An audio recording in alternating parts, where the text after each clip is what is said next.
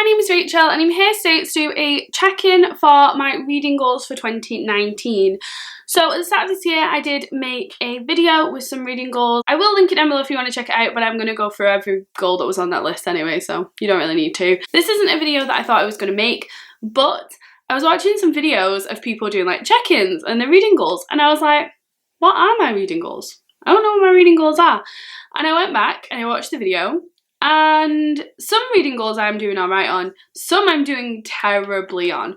So I thought we'll make this video to kind of go through the goals, make me realise where I'm up to. I've written my goals down on a little list now so that hopefully we'll actually read what I'm going to be reading. Reading goal number 1 is to read 50 books on the like Goodreads challenge thing, and I've currently read 45 books this year, so we'll definitely be meeting that goal.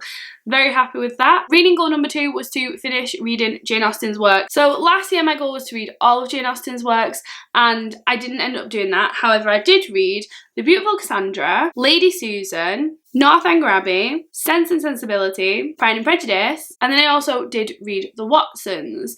So I did read quite a few of her books. I think it was probably just over-ambitious to say I wanted to read all of them. Yeah, I wanted to read the last 3 this year. So I have Emma, Persuasion and Mansfield Park left to read, and as you can see I am over halfway through Mansfield Park at the moment. Did not think that was a book I was going to be picking up this month, but ended up picking that up. I was reading them in publication order, and if you've watched any of my latest videos I was like, not feeling Mansfield Park, I'm going to read Emma, I'm going to read Persuasion, all that sort of stuff. But the next one in publication order for me was actually Mansfield Park, and I have been reading it, so I'm very proud of myself. I'm sticking to the whole publication order as well, which I didn't think I was going to do. So my next reading goal was to read 3 writing craft books, which I'm doing pretty well with. I've read Save the Cat Writes a Novel by Jessica Brody. This is like the novel version of the Blake Snyder Save the Cat screenwriting book. I don't know if this one counts. I'm going to count it for now, but hopefully I'm going to actually have read a book on craft and not this. But this is what I talk about when I talk about Running by Haruki Murakami. He does talk about his writing process in this book, although I will say it's more a memoir about running than it is writing. And then I am currently reading The Anatomy of Story by John Truby, and I am 95 pages into this one, and it's really, really good so far, so definitely hoping to finish that one. I mean, that would really fit my 3 if I finished that one. But that one really doesn't count, the Haruki Murakami. It's not really a writing craft book. So I do have 2 other books that I'm hoping to read this year. The first one is Bird by Anne Lamott. This is always recommended as a book to read about writing, and I got it for Christmas, so it would be very cool to read it this year. And then the other book that I have is on editing, How to Edit Your Novel the Professional Way by Helen Corn O'Brien and Catherine Price. I have just started getting somewhere with my editing, like actually being able to do it properly, which it's hard to do, so I was struggling. So I bought this book to kind of help me with that whole process. I haven't started it yet, but yeah, I think it will help me, and because I'm editing at the moment, reading it as soon as possible is probably a good idea. So they're all for my writing craft goal. Now we're going to go on to some goals that I'm not doing too well on. So we have a specific pile of books that I wanted to read in the year 2019. Those are The Virgin Suicides by Eugenides, which I am reading and I think is absolutely fantastic so far and will definitely finish this month. The only reason that I put it down is because it isn't an LGBT plus book, and I was only reading LGBT plus books in the month of June. So yeah, we'll definitely be finishing this book this month, so that one will be off the list. The next book is Robert Holdstock's Mythago Wood. This is a book that I was studying for a fantasy course at university, but it was 3rd year and it was hard, and I ended up having to put this book down because I was like, I've got too much shit to do and I'm not going to write an essay on you, so you need to just leave my life right now. But I was really intrigued by this book. You don't know what's going on with this forest, but people keep getting obsessed with the forest, going in the forest and getting lost. And so this guy goes to kind of find out what's going on with this forest because his father and his brother have both gone missing in it. It was really interesting what I'd read so far. I read 105 pages of it, and so I'm hoping to take this on my holiday this year and then finish it, so that would be awesome. Then I have The Catcher in the Rye by J.D. Salinger. I'm sure I don't have to explain what this is about, most people know. I've wanted to read it for years and years and years. I've had it on my shelf for years and years and years. It's still here, unread, so want to read that. Then we have the first book of the His Dark Materials trilogy, which is Northern Lights. As I've explained before, I've had a terrible experience with this book thus far. I tried reading it as a child and I felt like the main character was stuck in a cupboard for thousands and thousands of pages. I have since reread the beginning, and I know that it's not that, it's just that I was an impatient child. The second time I tried reading it, my Kindle, which was a heap of shit, absolutely just broke down while I was reading it. I think I was about 35% through it, and it just broke. Was the end of days for that Kindle. Stopped me reading this book again. So I feel like Northern Lights deserves another chance. However, this is the last chance it's getting, and if it doesn't go well, that's it. I'm never going to read Northern Lights. I'm never going to try and make myself read it again.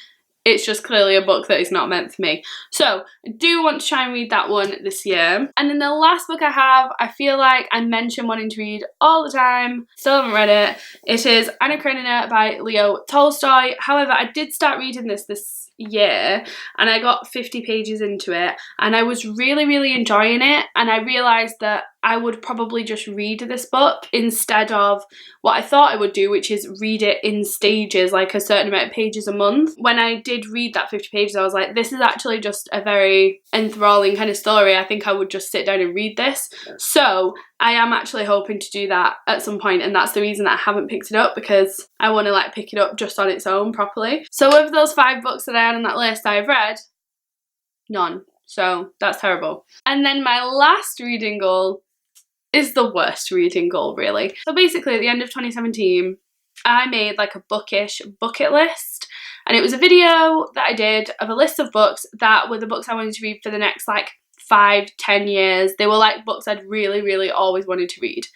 And so I made that list, which I didn't make physically, I just made it in a video, so that was annoying. So I rewatched that video the other day and actually wrote down the list in my planner, so I actually have a copy of the list, because if you don't have the list, how are you ever going to make sure you read the books off it?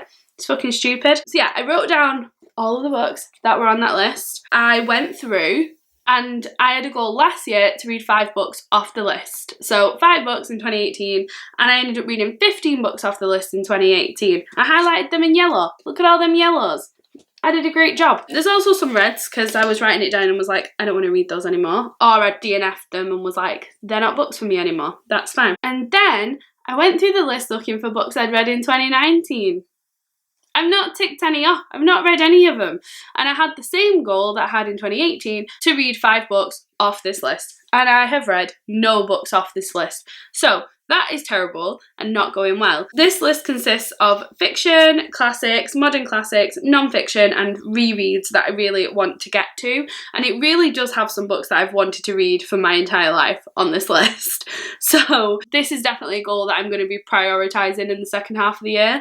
I will say though, Mansfield Park is on this list, and I am currently reading Mansfield Park. I'm over halfway, and I will be finishing it. So really, I can kind of say I've read 1, maybe. There are also a few Shakespeares on here, and I'm really wanting to read some Shakespeare this month. So we might have 2 off the list by the end of July, which would be fantastic. Great. Well done. So that's the list. Will say I have made some additions to the list for 2019. Not that I have to read in 2019, just some additions that I want on the list.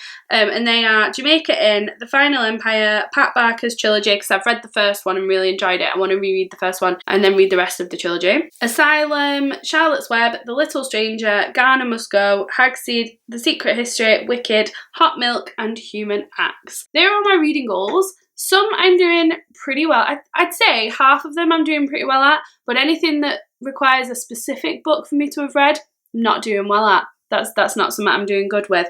So this was a video just to make me more aware of like my reading goals, so that I can actually, you know, do them. So I've got a list in my planner, and I've got a physical list that I'm gonna put on my whiteboard. So hopefully I will get back on track with some of these goals and actually do them by the end of this year. So thank you very much for watching this video. If you have any reading goals that you're trying to do for 2019, let me know down below. Let me know if you're failing, because it'll make me feel better about my failings. And yeah, we'll see you in my next video. Bye!